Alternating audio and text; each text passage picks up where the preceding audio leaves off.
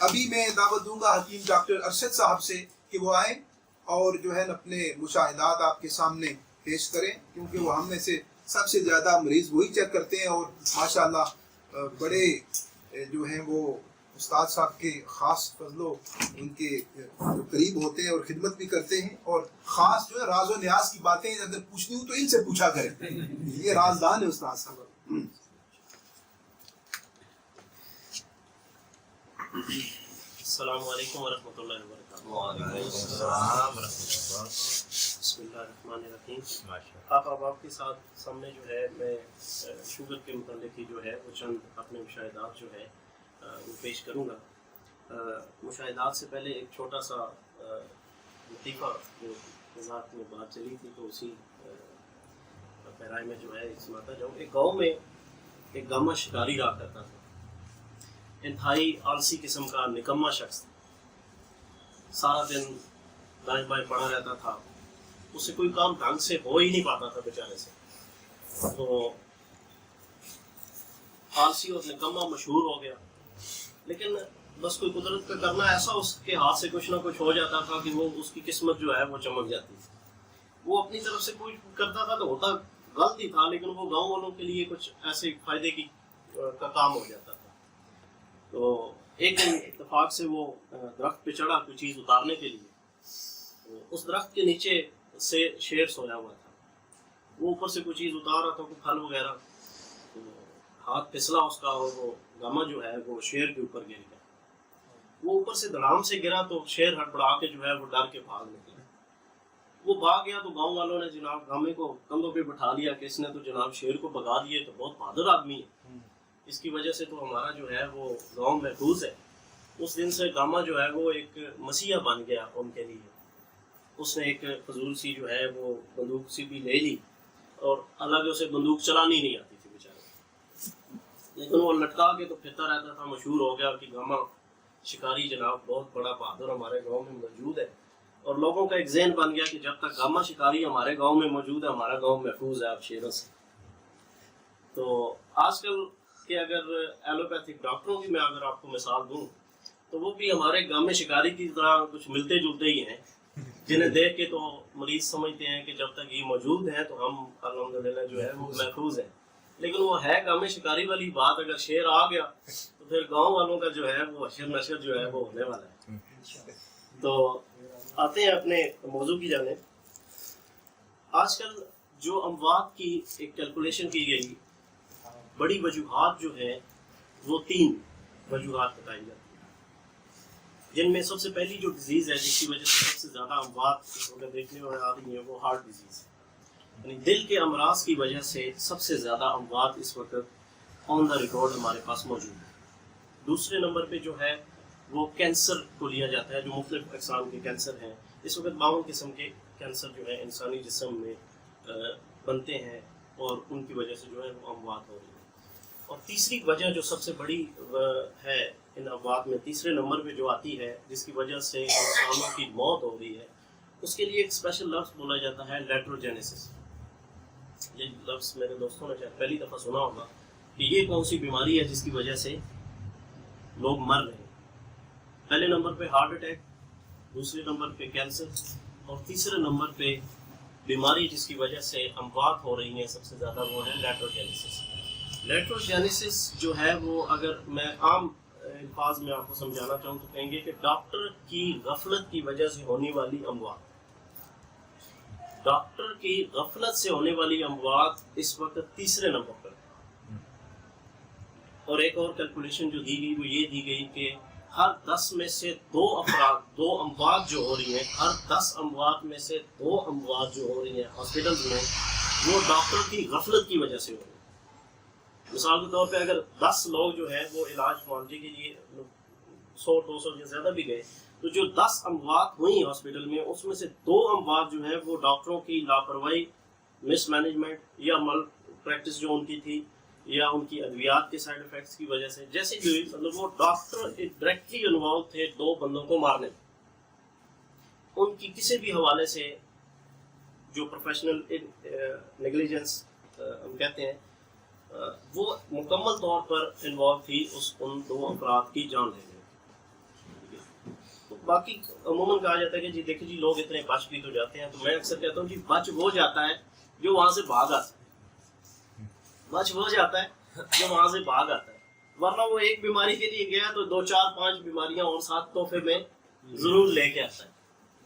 تو اسی طرح لاسٹ ٹائم بھی میں نے ایک اور سروے کا ذکر کیا تھا، تو 2016 میں ایک برٹش میڈیسن جرنل نے ایک سروے کیا جس میں کیلکولیشنز جو تھی انہوں نے بھی کچھ اسی طرح کی دی۔ اس سروے کی کیلکولیشن بھی یہ تھی کہ تیسری بڑی وجہ جو ہے وہ ڈاکٹرز کی نیگلیجنس۔ پچھلے 30 سالوں میں جو ہے، اب موٹی سی ایک مثال دیتا ہوں، پچھلے 30 سالوں میں جو ہارٹ اٹیک کے ڈیتھ ریشو ہے اس میں پرسنٹیج نہیں بڑھی۔ اگر 30 سال پہلے مثال کے طور پہ 5% لوگ جو ہے وہ ہارٹ اٹیک سے مر رہے تھے تو آج بھی 5% لوگ ہی، لیکن مریضوں کی تعداد جو ہے وہ ہزاروں سے لاکھوں اور لاکھوں سے کروڑوں تک پہنچ چکی۔ اس کا مطلب یہ ہے کہ یہ کوئی اتنے بڑے امراض نہیں ہیں جنہیں اتنا ہوا بنا کے پیش کیا جا رہا ہے، بلکہ ان کے امراض کے علاج کے معاملے میں جو ہے وہ انتہائی ناقص جو ہے رویہ رکھا گیا ہے کہ صرف گاہکوں میں اضافہ کیا جا رہا ہے، پیشنٹس کی تعداد بڑھائی جا رہی ہے، ان کا علاج معالجہ نہیں ہو رہا۔ لیبارٹری کی تشخیص کے حوالے سے میں ایلوپیتھی کو بہت سراہتا ہوں کہ جیسے ہم لوگ ربط سے تشخیص کرتے ہیں، کرورا بہت اہم ہے تشخیص کے حوالے سے، اسی طرح ایک اب وقت کی ضرورت ہے ڈائگنوسس میں، تشخیص میں جو ہے لیبارٹری سے جو ہے وہ مدد لی جاتی ہے۔ ایلوپیتھک کی تمام تر جو ریسرچ کا جو مثبت پہلو جو مجھے نظر آتا ہے وہ یہ ہے کہ لیبارٹری سے ہم ڈائگنوز کروا سکتے ہیں کہ کسی بیماری کے حوالے سے اس بھی ڈائگنوز میں اس کی جو تشخیص میں لیبارٹری ٹیسٹ ہیں وہ ہمارے معاون اور مددگار ثابت ہوتے ہیں۔ اس کے علاوہ جو ہے اس کے سارے پہلو جو ہے وہ تحریک پہلو ہی ہیں اور مثبت پہلو جو ہے وہ کوئی نظر نہیں آتا۔ پچھلے سال تقریباً کوئی نصف صدی یا 1 صدی سے جو ہے جتنا ایک عروج آیا ہے اس شعبے میں وہ صرف جو ہے وہ تشخیص کے حوالے سے آیا ہے، باقی پچھلی نصف صدی یا 1 صدی میں کسی ایک بھی مرض کا علاج جو ہے وہ ہمیں نہیں دے سکے۔ کوئی دعویٰ نہیں کر سکا کہ اس پیتھی میں ہم نے اس حوالے سے اس شخص کی اس مرض سے جان چھڑا دی۔ مطلب ایک عام سا مرض ہے بلڈ پریشر، کسی کو 5 سال سے ہے، کسی کو 10 سال سے ہے، کسی کو 20 سال سے ہے، اور وہ 20 سال سے دوائیاں کھا رہا ہے اور وہ خوش ہوتا ہے کہ جی میں تو بالکل ٹھیک ہوں، میں دوائیاں کھا رہا ہوں۔ اور کہا جائے خدا کے بندے پچھلے 20 سال سے تو دوائیاں کھا رہا ہے اور ایک چھوٹا سا مرض ہے بلڈ پریشر اور وہ نہیں ٹھیک ہے۔ بڑے بڑے اسپیشلسٹوں سے میں علاج کرا رہا ہوں جی، بڑے بڑے پروفیسر سے میں علاج کرا رہا ہوں جی۔ جب کہا جائے کہ آپ یار 20 سال سے دوائیاں کھا رہے ہیں اور آپ ٹھیک نہیں ہوئے تو اس کو کیا علاج کہتے ہیں، کون سا علاج ہے؟ تو پھر لوگوں کو تھوڑا سا احساس ہوتا ہے کہ یار اچھا یہ بندہ ٹھیک بھی ہو سکتا ہے۔ یہ الفاظ ہوتے ہیں۔ شوگر ہے، ابھی تک کوئی نہیں کہتا جی کہ ہم ٹھیک ہو سکتے ہیں، مریض ماننے کے لیے تیار ہی نہیں ہے، اور مریضوں کو یہ کہا ہی نہیں جاتا، ان کے کانوں تک یہ آواز آج تک ڈاکٹروں نے جانے ہی نہیں دی کہ یار آپ اس مرض سے چھٹکارا بھی پا سکتے ہیں۔ یہ کہا جا سکتا ہے کہ جی یہ تو اب آپ کو ساری زندگی کھاتے رہیں، چلتے رہیں، ساری زندگی کھانے پڑے، دما دم کے ساتھ ہے جی۔ اب جوڑوں میں درد آ گیا، آرتھرائٹس ہے، آسٹیو آرتھرائٹس ہے، ریموٹائڈ آرتھرائٹس ہے، 36 قسموں میں ہم نے تقسیم کر کے ایٹ دا اینڈ ہم کہیں گے جی یار تھوڑا گوڈا پا دیندے ہیں، علاج تو کوئی نہیں ہے، گوڈا نوا پوا لو، علاج کوئی نہیں ہے۔ 15 سال 10 سال گردے کی دوائیاں کھلا کے گردہ ایک فیل ہو گیا، دوسرا فیل ہو گیا، گردے فیل کر دیے، اس کے بعد کہا یار گردہ نیا ڈلوا لو، علاج تو آپ کا یہی ہے۔ جگر ہے، علاج کر کے اس کو تھراپیاں کرا کے 6 مہینے کے کورس کرا کے ایٹ دا اینڈ یہی کہیں گے کہ یار لیور ٹرانسپلانٹ ہو جائے آپ کا تو آپ بچ سکتے ہیں جی، بالکل بچ جائیں گے، کوئی مسئلہ نہیں ہے، 1.5 روپیہ آپ مزید آپ خرچہ کر لیں اگر آپ جینا چاہتے ہیں۔ مطلب کسی مرض کا بھی پچھلے 100 سال میں ہمیں علاج نہیں نظر آیا کہ انہوں نے کہیں علاج بھی دیا ہو۔ گاہک جو ہے وہ مستقل ضرور بڑھائے ہیں، تعداد میں بہت اضافہ کر لیا ہے اور کمائی اچھی خاصی کر لی ہے۔ پچھلی نصف صدی میں جناب مجدد طب حضرت صابر ملتانی رحمۃ اللہ علیہ نے ایک انقلاب برپا کیا طب کی دنیا میں. آپ نے اسی یونانی طب میں ایک نیا انداز دیا. بتایا پہلی دفعہ کہ امراض کا شافی علاج بھی ہے اور انہیں ٹھیک بھی کیا جا سکتا ہے اور انسان کو اس مرض سے ہمیشہ کے لیے چھٹکارا بھی دلایا جا سکتا ہے. آپ نے اسی طب یونانی میں اس کو جدید نیش پہ لے کے گئے, ایک اپنا اصول دیا, نظریہ دیا, جسے ہم آج نظریہ مفرد اعضاء یا قانون مفرد اعضاء کے نام سے جانتے ہیں, علاج بالغذا کے نام سے بھی پکارتے ہیں, اور ہم آج کل اسے علاج بالضد کے نام سے بھی پکارتے ہیں. وہ ہی اصل میں یہ حضرت صاحب کا علاج بالضد ہی ہے, جسے اس وقت جو ہے تھوڑا سا جو ہے اتنا شفاف نظر نہیں آ رہا تھا. الحمدللہ استاذ المکرم نے اسے صاف ستھرا کر کے تو پیش کیا, جو ہمیں اب بڑی آسانی سے نظر بھی آ رہا ہے, سمجھ بھی آ رہا ہے, اور اس سے انسانیت جو ہے وہ فائز یاب بھی ہو رہی ہے اور فائدہ بھی اٹھا رہی ہے. آپ نے آتے ہوں میں اپنے اصل موضوع کی طرف, جو میں نے کہا تھا کہ شوگر کے حوالے سے آپ کے سامنے کچھ عرض کروں گا. تو جناب حضرت صابر رحمۃ اللہ علیہ نے شوگر کو 3 اقسام میں تقسیم. ایلوپیتھک ہمیں دیتی ہے کہ ٹائپ 1 ٹائپ 2 ڈائبٹیز ہے. ایک ایسی ہے کہ جس میں لبلبہ کام کرنا چھوڑ دیتا ہے, وہ انسولین بالکل نہیں بناتا ٹائپ 1 میں. ٹائپ 2 میں ہے کہ اس میں کچھ انسولین بناتا ہے لیکن وہ پوری مقدار میں نہیں بناتا, اس وجہ سے جو ہے وہ گلوکوز لیول بلڈ میں زیادہ ہو جاتا ہے انسولین کمی کی وجہ سے. تو باہر سے ہم اس کو انسولین دیتے ہیں, ٹیبلٹ کی فارم میں پوری کرتے ہیں, اگر نہیں ہوتی تو انسولین کے انجیکشن دیتے ہیں. یہ ٹائپ 1 ٹائپ 2 تھی. لیکن جو حضرت مجدد طب نے دی ہمیں ذیابیطس کے حوالے سے, آپ نے اس کو 3 اقسام میں تقسیم کیا. شوگر کی 3 اقسام آپ نے بیان فرمائی. انہی کے حوالے سے میں چند موٹی گزارشات آپ کے سامنے پیش کرتا ہوں تاکہ ہم انہیں سمجھ کر علاج معالجے میں دسترس حاصل کر سکیں اور انسانیت کی فلاح کے لیے زیادہ سے زیادہ سود مند ثابت ہو سکیں. آپ نے 3 اقسام میں سے پہلی جو ہے وہ اعصابی شوگر آپ نے کہا, جسے ہم ٹھنڈے مزاج کی شوگر بھی کہتے ہیں. ذیابیطی سے بلغمی بھی ہم اسے کہتے ہیں. پہلی قسم آپ نے یہ بیان فرمائی. اس کے اسباب میں جو ہے آج کل جو اسباب زیادہ نظر آ رہے ہیں ہمیں اعصابی شوگر کے, وہ چائے کثرت سے پی جاتی ہے, اس کی وجہ سے میٹھی اور نشاستہ دار غذاؤں کا بکثرت استعمال ہے جس کی وجہ سے یہ شوگر زیادہ آ رہی ہے. ٹھنڈے مشروبات, کولڈ ڈرنکس کا استعمال, پسینے میں یا گرمی سے یکدم ٹھنڈے پانی اور بوتلوں کا استعمال, برائلر ملکی جو ہے وہ اعصابی شوگر میں بہت زیادہ ایک کردار ادا کر رہی ہے. بہت زیادہ دماغی محنت کرنے والے افراد میں ہمیں یہ شوگر کی یہ قسم جو ہے وہ زیادہ دیکھنے میں آئی.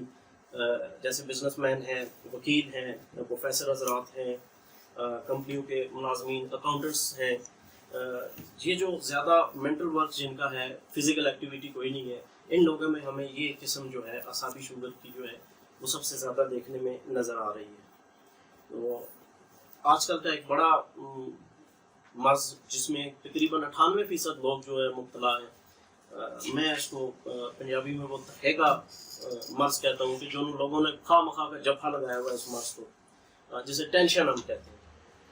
ٹینشن ہو گئی جی, ڈپریشن ہو گیا جی. یہ جو لفظ ٹینشن ہے نا جی, یہ تقریباً بہت زیادہ اس مرض کی طرف جو ہے وہ لوگوں کو لے کے جا رہا ہے. بہت زیادہ کیمیائی کھادوں والی خوراکیں جو کھا رہے ہیں ہم, وہ بھی اعصابی شوگر کی طرف جو ہے لے کے جا رہی ہے. دماغ کا بدن چارم جو ہے, اگر اس میں ایکسیڈنٹلی کوئی چوٹ لگ جائے یا اس میں پھوڑا بن جائے دماغ میں, تو اس کی وجہ سے بھی اعصابی شوگر دیکھنے میں آ رہی ہے. انگریزی ادویہ کا بکثرت استعمال جو ہے وہ بھی اعصابی شوگر کی طرف لے جاتا ہے. اس شوگر کی جو بڑی علامات ہیں جو مریض میں ہم دیکھتے ہیں, اس میں اس مزاج کی شوگر میں پیشاب کا رنگ بہت زیادہ سفید ہوتا ہے اور کثرت سے آتا ہے. مریض اپنے جسم میں بے حد کمزوری, نکاہت اور درد محسوس کرتا ہے. حضرت نے جو دوسرے نمبر پہ شوگر ہمیں بتائی وہ ذیابیطس سے میدی یعنی عضلاتی شوگر جو ہے جسے ہم کہتے ہیں. شوگر کی یہ قسم بھی آج کل بہت زیادہ زوروں پہ ہے. تیز مسالہ جات اور چٹپٹی غذائیں جو ہیں, روسٹڈ فوڈس جو جسے فاسٹ فوڈ کہتے ہیں, کثرت کھائی جا رہی ہیں. یہ چیزیں جو ہیں خشک بھی ہیں اور عضلاتی پن بھی ان میں بہت زیادہ، کیونکہ مرچ مسالے وغیرہ بہت زیادہ اس میں استعمال ہوتے ہیں، گوشت، پکوڑے، سموسے، پراٹھے، یہ چیزیں جو ہیں وہ زیادہ آج کل استعمال ہو رہی ہیں، جن کی وجہ سے یہ عضلاتی شوگر کی طرف جو ہے وہ لے جاتے ہیں۔ وجہ ان غذاؤں میں سب سے زیادہ یہ ہے کہ یہ بہت زیادہ ثقیل غذائیں ہوتی ہیں، یہ ہضم بہت دیر سے ہوتی ہیں ایسی چیزیں، اور پہلی غذا ابھی ہضم نہیں ہوئی ہوتی تو ہم اوپر سے دوسری غذا کھا لیتے ہیں۔ غذا پر غذا کھانا جو ہے وہ شوگر کی طرف مریض کو بہت جلدی ہو جاتا ہے۔ ایک غذا کے بعد 6 سے 8 گھنٹے 10 گھنٹے تک مریض کو دینے چاہیے اس ایک غذا کو ہضم ہونے کے لیے، لیکن جب وہ ہضم کے لیے نہیں دی جاتی 2-4 گھنٹے بعد ہی کچھ اور کھا لیا جاتا ہے، 2-4 گھنٹے بعد پھر اوپر سے کچھ کھا لیا جاتا ہے۔ جیسے آج کل ہماری ایک روٹین ہے، صبح ناشتہ کیا، 10 بجے چائے پی لی، 12 بجے کو سنیکس وغیرہ لے لیے، 1-2 بجے کھانا کھایا، 4-5 بجے پھر چائے پی لی، شام کی پھر اکثر چائے اور بسکٹ وغیرہ ہوتے ہیں، رات کو 10-11 بجے کھانا ہوتا ہے۔ یہ تقریباً کل ملا کے 8-10 دفعہ کے کھانے بن جاتے ہیں۔ تو وہ ہر 2 گھنٹے بعد انسان کچھ کھا رہا ہے، تو وہ کھانے پر کھانا جو ہے، غذا پر غذا جو لی جا رہی ہے، یہ سب سے بڑی ایک اہم وجہ ہے شوگر کے مرض میں۔ تو پھر ایسی غذائیں ہضم کرنے کے لیے اب فزیکل ورک نہیں ہے، ایکٹیویٹی کوئی نہیں رہی، کھا کے بیٹھ جانا، کوئی کسی کا آفس ورک ہے، کسی کا جیسا بھی ورک ہے، مطلب فزیکل ایکٹیویٹی شہروں میں تو نہ ہونے کے برابر ہے۔ اسی وجہ سے شہروں میں ان امراض کی جو ہے وہ شرح جو ہے شہری لوگوں میں زیادہ نظر آ رہی ہے، کیونکہ وہ غذا کھا کے تو غذا ہضم نہیں ہو رہی، جس کی وجہ سے یہ مرض جو ہے وہ بڑھتا جا رہا ہے۔ اس شوگر کی جو علامات ہیں وہ پیشاب سرخی مائل آتا ہے، سرخ رنگ کا آتا ہے، اور معدے میں جو گیس ہے، ری ہے، وہ ریحہ زیادہ بنتی ہے۔ تیسری شوگر جو ہے ذیابیطس کبدی، حضرت نے جو ہمیں رہنمائی فرمائی، جسے ہم گدی شوگر کہتے ہیں۔ اس شوگر میں سوزش گردہ بھی دیکھنے میں آتی ہے۔ اس کے جو بڑے اثرات ہیں وہ نمک اور کالی مرچ کا بکثرت استعمال ہے، جو آج کل تیزابی ادرک آ رہا ہے، یہ بھی ایک بہت بڑی وجہ ہے اس شوگر کی۔ اس کی علامات جو ہیں بڑی چھوٹی جو ہیں، جو ہمیں عموماً دیکھنے میں آتی ہیں، اور پیشاب زرد رنگ کا آتا ہے، تھوڑا تھوڑا آتا ہے، بار بار آتا ہے۔ یہ حضرت نے 3 اقسام میں تقسیم کر کے ہمارے لیے بہت آسانی پیدا کر دی۔ یہ جو تفصیل میں نے آپ کے سامنے رکھی ہے، اس سے اب دیکھا جائے تو ایک لفظ میں نے بار بار بولا کہ جو یہ غذا کے حوالے سے بار بار غذا کا تذکرہ کیا۔ پہلے یہ سمجھا جاتا تھا، اب بھی میں اگر دوستوں سے پوچھوں کہ شوگر جو ہے وہ کس اس کی بیماری ہے، تو سب کہیں گے جی کہ یہ لبلبے کی بیماری۔ ایسے ہی دوست میری بات سے اتفاق کریں گے کہ یہ لبلبے کی بیماری ہے، شوگر جو ہے وہ لبلبے کی بیماری ہے۔ لیکن میں نے یہاں لبلبے کا ذکر نہیں کیا کہیں۔ جو حضرت نے ہماری سامنے ہمیں جو رہنمائی دی، جو روشنی دی، جس کے روشنی میں میں نے آپ احباب کے سامنے چند چیزیں رکھی ہیں، اس میں کہیں لبلبے کا ذکر نہیں کیا۔ وہ ایلوپیتھی کا ایک مثال دی کہ وہ ٹائپ 1 ٹائپ 2 میں جو ہے وہ کہتے ہیں کہ لبلبا ایسے ہو تو ایسا ہے، اس کی انسولین اتنی ہو تو ایسے ہوتی ہے، لیکن حضرت کی ریسرچ میں ہمیں لبلبا کہیں نہیں نظر آیا، غذا ہی نظر آئی۔ مطلب یہ کہ یہ ایک غذائی بیماری ہے، اسے ہضم کی بیماری کہہ سکتے ہیں۔ اس کے لیے اب جو انٹرنیشنلی ورڈ یوز ہو رہا ہے وہ میٹابولک سنڈروم یوز ہو رہا ہے۔ کیا جی؟ دوست جو لکھنا چاہتے ہیں وہ لکھ بھی لیں۔ یہ ایک میٹابولک سنڈروم ہے، جسے ڈائٹری ڈیزیز بھی عام انگلش میں کہتے ہیں۔ وہ میٹابولک سنڈروم ایک پیتھولوجی کا لفظ آ جاتا ہے، جو عام انگلش ٹرمنالوجی ہے، انگلش میں اسے ڈائٹری ڈیزیز کہا جاتا ہے، یعنی غذائی بیماری ہے۔ یہ غذا سے ہو رہی ہے بیماری، اور غذا سے ہی اس کا علاج بھی ممکن ہے۔ لیکن جب ہمارے بات آئی ہمارے طبیبوں کے پاس، تو یہاں بھی چند دوا ساز کمپنیوں نے اپنا جارہ داری جیسی ان کی قائم ہے، تو انہوں نے بھی حضرت کے اس مزاج اور ان کو چیزوں کو نہیں سامنے رکھا، تو بغیر مزاج کے جو ہے وہ شوگر کی دوائیاں بنا دی۔ یہ شوگر کی دوائی ہے۔ اب جب مزاج الگ الگ ہے، شوگر کی اقسام مزاج کے مطابق ہے، تو پھر جب ہم نے ان کا علاج کرنا ہے، علاج معالجہ کرنا ہے، تو پھر بھی مزاج کو مد نظر رکھنا ہوگا۔ مزاج سے ہٹ کے ہمارے جتنے بھی اطباء کرام مجرب نسخہ جات شوگر کے بنائیں گے اور استعمال کرائیں گے، وہ کبھی کامیاب نہیں ہوں، پٹ جاتے۔ وہ اسی وجہ سے پٹ جاتے ہیں کہ وہ نسخہ بہت اچھا ہوگا لیکن وہ مزاج کے مطابق نہیں ہے. اب مزاج جو ہے اس کا شوگر کا جو ہے وہ کچھ اور ہے اور نسخے کا مزاج کچھ اور ہے, تو وہ جو ہے وہ اسے فائدہ مند اس کے لیے ثابت نہیں ہوتا. تو جو بنی بنائی دوائیاں استعمال کرتے ہیں, جو کمپنیوں کی دوائیاں استعمال کرتے ہیں, وہ چاہے ہربل کی ہمارے یونانی جو جس طرح کثرت استعمال کروائی جا رہی ہیں, ہماری ناکامی کی ایک بڑی وجہ یہ ہے کہ ہم نے مزاج کو چھوڑ دی. ہم نے مزاج کو مد نظر نہیں رکھا جس پہ حضرت نے ساری محنت کی, ریسرچ کی, جو دیا جس کے مطابق چل کے کامیابی ہمیں نصیب ہو سکتی تھی, ہم نے اسے چھوڑ دی. ہم نے مزاج کو چھوڑ کے جب ہم صرف چند بنی بنائی نسخے اور بنی بنائی ادویات کے پیچھے چل پڑے, ہمیں ناکامی کا سامنا کرنا پڑا. یہ تو سیم سٹائل ہے ایلوپیتھی کا, جیسے اس میں ایک شوگر کی دوائی ہے, جی یہ دے دیں, اسے نہیں فرق پڑا, اچھا یہ دے دیں, اسے نہیں فرق پڑا, اچھا یہ دے دیں, اچھا نہیں فرق پڑا تو انسولین پہ لے آئیں, 10 یونٹ لگا لیں, 20 لگا لیں, 30 لگا لیں, 40 لگا لیں, انسولین پہ ڈال دیں. اب یہ تو اسی طرح کی ہماری پریکٹس ہوگی. لیکن اصل جو روح ہے ہمارے طریقہ علاج کی وہ مزاج. مزاج کو سامنے رکھیں گے, مزاج کی اس کی تشخیص ہوگی کہ یہ کس مزاج میں ہے, تو پھر جو ہے اس کا علاج معالجہ جو ہے وہ بہتر طریقے سے کیا جاتا ہے. تو وہی ہم سیکھنے کے لیے جناب استاد المکرم کے پاس آتے ہیں, میں بھی آ رہا ہوں, آپ احباب بھی آ رہے ہیں, تاکہ علاج معالجے میں جو ہے وہ ہم بہتر دسترس حاصل کر سکیں. یہ تینوں جو منی شوگر کی اقسام آپ کے سامنے بیان کی, حضرت مجدد طب حضرت صابر ملتانی رحمۃ اللہ علیہ نے اس کا علاج معالجہ بھی کیا ہے. علاج معالجہ کافی ٹائم ہو گیا, میں انشاءاللہ اگلی نشست میں بیان کروں گا. جو علاج بالضد کے عین مطابق ہے آپ کی کتابوں میں سے ہی بتاؤں گا, ریفرنس اور حوالہ جات کے ساتھ آپ کے سامنے پیش کروں گا کہ کیسے آپ نے علاج بالضد کیا. علاج بالضد کے مطابق ہی آپ نے جو نسخے جو ہے وہ تجویز فرمائے اپنے فارماکوپیا میں, وہ انشاءاللہ اگلی نشست میں رکھوں گا. میں زیادہ دیر تک آپ احباب اور استاذ المکرم کے درمیان حائل نہیں ہونا چاہوں گا. السلام علیکم ورحمۃ اللہ وبرکاتہ.